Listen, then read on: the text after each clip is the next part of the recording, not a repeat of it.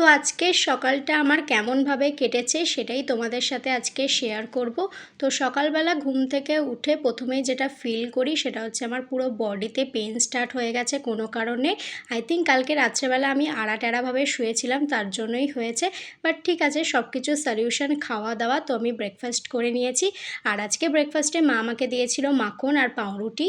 তারপর মায়ের সাথে একটু বেরিয়েছিলাম, একটা দরকার ছিল। সেখান থেকে ফিরে এসে আমি দুটো ঘর আর বারান্দা ভালো করে মুছে নিয়েছি। আর এই যে তোমরা দেখো যে আমি এত কাজ করি, সেটা কিন্তু প্রতিদিন করি না। যেদিন যেদিন ইচ্ছা হয় সেদিন সেদিন সবটাই করি, আবার যেদিন যেদিন ইচ্ছা হয় না সেদিন সেদিন কোনো কাজই করি না। যেমন আজকে ঘরগুলো মোছার পর একটু বেসিনটাও ভালো করে পরিষ্কার করে নিয়েছি।